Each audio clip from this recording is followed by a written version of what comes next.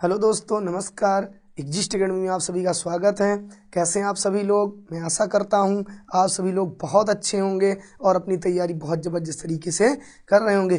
जैसा कि आपको पता है कि भारत में कृषि जो टॉपिक होता है कि आपकी किसी भी परीक्षा के लिए कितना महत्वपूर्ण है, ठीक है। और इसी को दृष्टिगत रखते हुए आपके सामने इस टॉपिक को हम अच्छी तरीके से कंप्लीट करने वाले हैं, ठीक है। और देरी ना करते हुए एक पेन कॉपी लेकर बैठ जाइए, उसको हमारे साथ नोट डाउन करते चलिए, ठीक है। आते हैं टॉपिक पे। ओके बच्चा, तो सभी लोग ध्यान दीजिएगा। टॉपिक है आपका भारत में कृषि, ठीक है। तो देखो भैया, पहला पॉइंट है कृषि अर्थव्यवस्था का प्राथमिक क्षेत्र है। अगर कह दिया जाए जो कृषि है वो अर्थव्यवस्था के किस क्षेत्र के अंतर्गत आता है, तो कृषि प्राथमिक क्षेत्र के अंतर्गत आता है, ठीक है।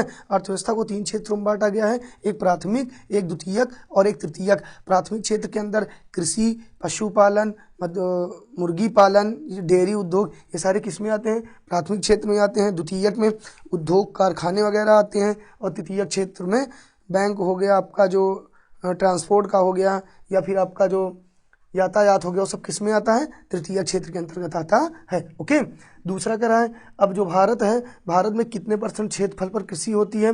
तो भारत में कुल 54% या फिर कहीं कहीं 51 मिलता है, 54 या 51% क्षेत्रफल पर कृषि की जाती है। तो भारत में कितने % क्षेत्रफल पर कृषि की जाती है? तो 54 या फिर 51% क्षेत्रफल पर कृषि की जाती है, ठीक। और भारत में 4% क्षेत्रफल पर चारागाह है, 24% भूमि क्या है? बंजर है, और 21% भूमि पर क्या पाया जाता है?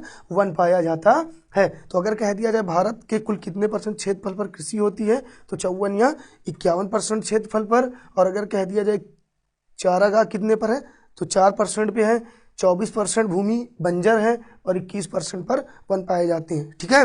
अगला पॉइंट है कृषि को ही भारतीय अर्थव्यवस्था का मेरुदंड कहा जाता है। अगर कह दिया जाए कि भारतीय अर्थव्यवस्था का मेरुदंड किसे कहा जाता है, तो कृषि को कहा जाता है। क्योंकि जो भारत की लगभग 54% या 49% जनसंख्या कृषि काम पर निर्भर है, ठीक है। भारत में कम से कम 54 या फिर 49% जनसंख्या कहीं कहीं मिलता है क्या करती है? कृषि पर निर्भर है, ठीक है। भारत की 54 या 49% जनसंख्या किस पर निर्भर है? कृषि पर, ठीक। अगला पॉइंट है भारत का जो कृषि वर्ष है ये 1 जुलाई से 30 जून तक होता है, ठीक है। भारत का कृषि वर्ष 1 जुलाई से 30 जून, ठीक भैया। और भारत को 15 कृषि जलवायु प्रदेशों में बांटा गया है। भारत को कितने कृषि जलवायु प्रदेशों में बांटा गया है? तो 15 में बांटा गया है, जिनमें से 9 क्षेत्र यूपी में स्थित है, ठीक है। यूपी को 9 कृषि जलवायु क्षेत्रों में बांटा गया है, ठीक।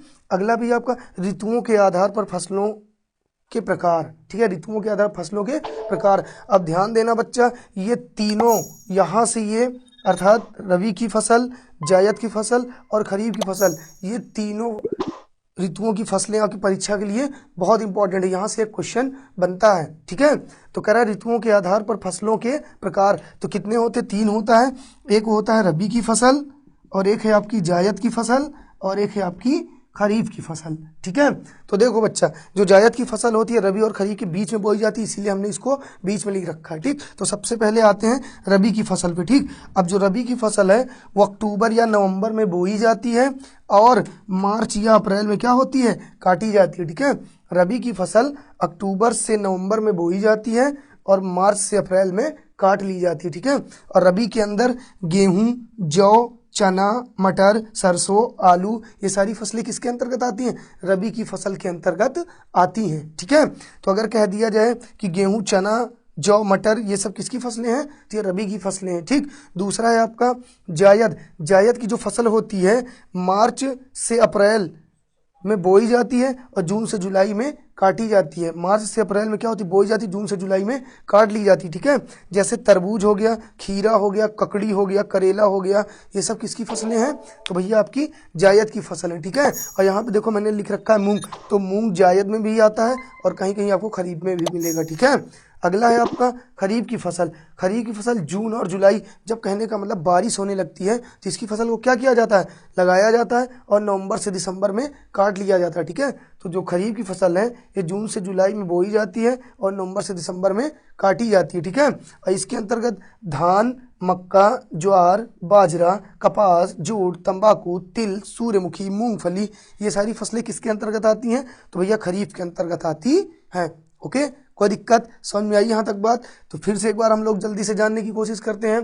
भारत में कृषि अर्थव्यवस्था का प्राथमिक क्षेत्र है और यहाँ भारत की कुल जो भूमि है वो 54% या 51% क्षेत्रफल पर कृषि की जाती है, ठीक। जिनमें से 4% भूमि भारत में क्या है, चारागाह है, 24% बंजर है और 21% पर वन पाए जाते हैं, ठीक।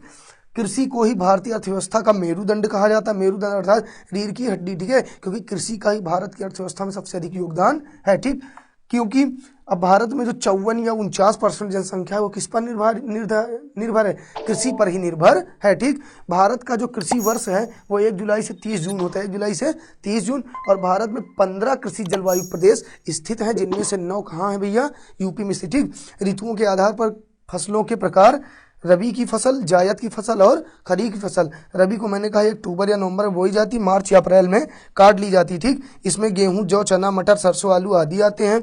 जायद मार्च से अप्रैल में बोई जाती, जून से जुलाई में काट ली जाती है। इसके अंतर्गत तरबूज, खीरा, ककड़ी, करेला, मूंग आता है। और खरीफ की फसल जून जुलाई में बोई जाती, नवंबर दिसंबर में काट ली जाती। इसके अंदर धान, मक्का, ज्वार, बाजरा, कपास, जूट, तंबाकू, ये सारी चीज़ें आती हैं। दोस्तों यहाँ देखो लिखा गन्ना, गन्ना वास्तव में खरीफ की फसल होती है, लेकिन ये ईयरली होती है, ठीक है, ये तीनों में होती है, ठीक। अगर जायद भी मिले, खरीफ मिले, तभी आप टिक कर सकते हैं, क्योंकि गन्ना एक ईयर की होती है, तीनों ऋतुओं में बोई जाती है, ठीक है।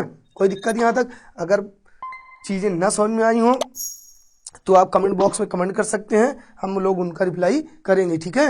ओके बच्चा, और ये टॉपिक होता है कंप्लीट। इसको आप लोग परीक्षा में जाने से पहले एक बार रिवाइज कर लीजिएगा, यहाँ से क्वेश्चन आने की संभावना है। ओके, ठीक है। अगर वीडियो अच्छा लगा हो तो वीडियो को लाइक करिए, शेयर करिए। मिलते हैं नेक्स्ट वीडियो में नेक्स्ट टॉपिक के साथ, तब तक के लिए धन्यवाद, नमस्कार।